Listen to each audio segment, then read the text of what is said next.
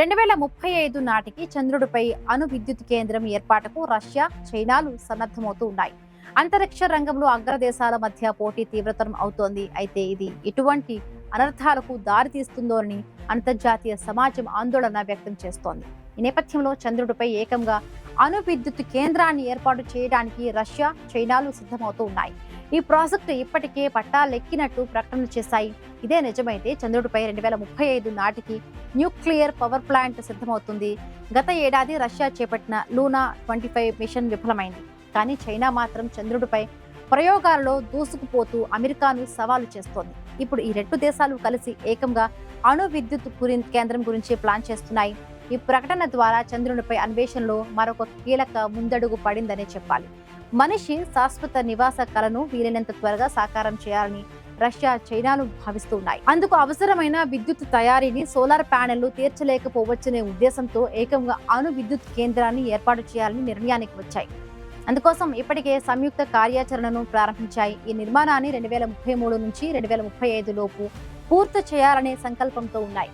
ఈ ప్రతిష్టాత్మక ప్రాజెక్టు ఇప్పటికే మొదలైందని రష్యా అంతరిక్ష సంస్థ రోస్కాస్మోస్ చీఫ్ యూరీ బోరిసోవ్ వెల్లడించారు. అయితే ఇది అనుకున్నంత సులువు కాదు. తొలి దశలో మానవ ప్రమేయం లేకుండా చంద్రునిపై అణు ప్లాంట్ స్థాపన ప్రయత్నాలు పూర్తి ఆటోమేటెడ్ పద్ధతిలో సాగుతాయి. ఇందుకోసం ప్రధానంగా రోబోల రంగంలోకి దింపి వాటి సహాయంతో పని నడిపిస్తారు.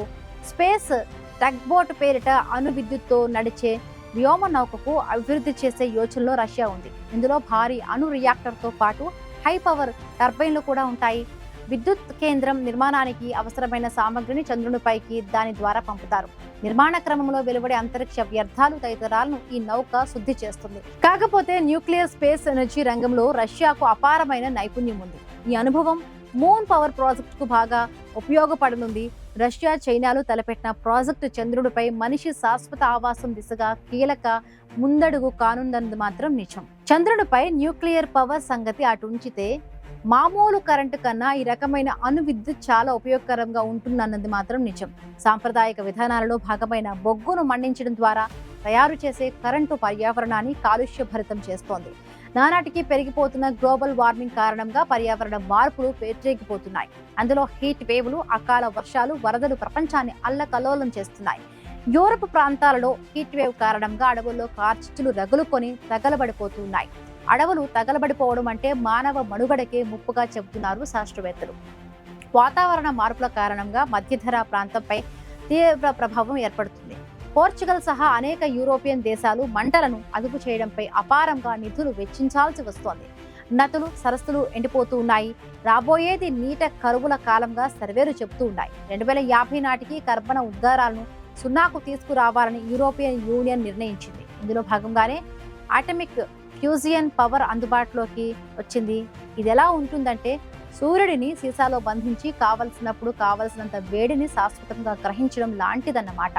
ఇంధనాలు కాల్చి పర్యావరణానికి నష్టం కలిగించకుండా శక్తి వస్తుందంటే ఎవరు కాదంటారు అనే మాటను నిజం చేయడానికి ప్రపంచవ్యాప్తంగా ప్రయత్నాలు జరుగుతూ ఉన్నాయి. మనిషికి, ప్రకృతికి నష్టదాయకం కాకుండా ఎన్నటికీ అంతం కాని ఇంధనం పొందడానికి శాస్త్రజ్ఞులు ఎన్నో ఏళ్లుగా శ్రమిస్తున్నారు.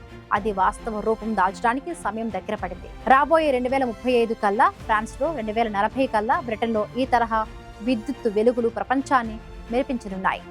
అప్పుడు చీకట్లనేవి దాదాపుగా ఉండవు. ఎంతకాలమైనా నిరంతరాయంగా పనిచేసే ఈ విధానాన్ని ఆటమిక్ ఫ్యూజన్ పవర్ అంటారు. నిజానికి ఈ తరహా శక్తి నుంచి కరెంటు ఉత్పత్తి చేయడం గురించి ఎప్పుడో తెలుసు. కానీ 1930ల నాటి కాలంలో ఫ్యూజన్ అనేది మూర్ఖత్వంగా భావించేవారు. బొగ్గును మండించడం ద్వారా వచ్చే ఆవిరి శక్తిని ఉపయోగించుకుని కరెంటు తయారు చేయడమే నిజమైనదిగా ఆ రోజులో భావించారు. కానీ అదే ఇప్పుడు పర్యావరణానికి ముప్పుగా మారింది. ప్రపంచానికి గ్లోబల్ వార్మింగ్ కారణంగా అనేక సమస్యలు తలెత్తుతూ ఉన్నాయి. అందుకే ఇప్పుడు క్లీన్ ఎనర్జీ మీద దృష్టి పెట్టారు. అందులో భాగంగానే అటు ఫ్రాన్స్ లో, ఇటు బ్రిటన్ లో అణుఫ్యూజన్ కు సంబంధించిన భారీ ప్రాజెక్టులు శరవేగంగా నిర్మాణం చేసుకుంటున్నాయి.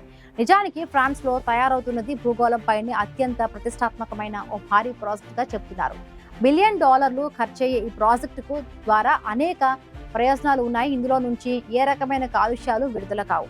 పూర్తిగా క్లీన్ ఎనర్జీగా ఉంటుంది.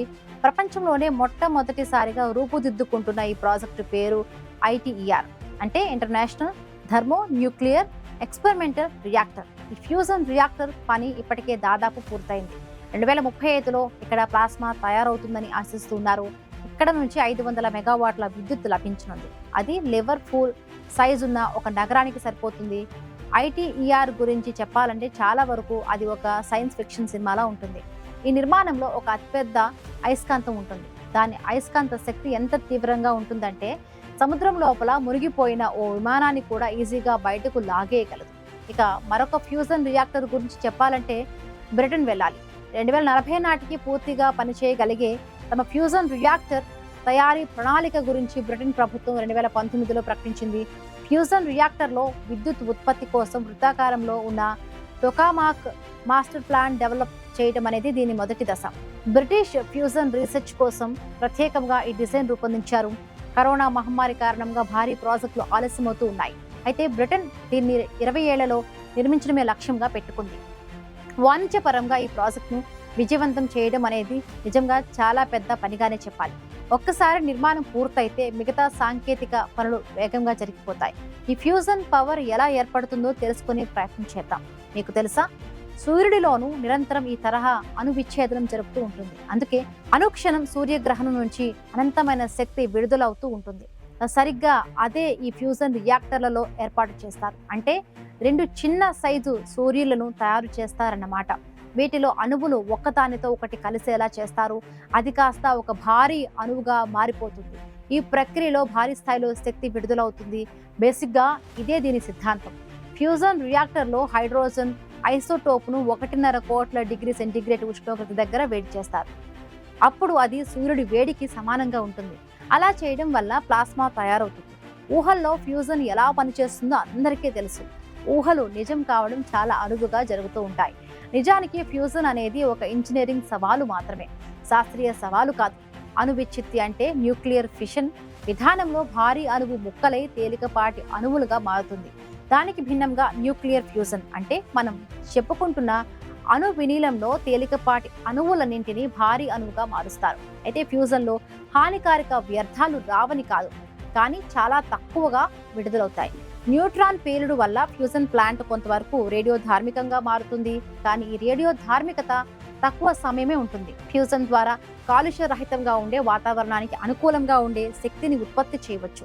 దీని నుండి రేడియో ధార్మిక వ్యర్థాలు వెలువడే ప్రమాదం కూడా ఉండదు.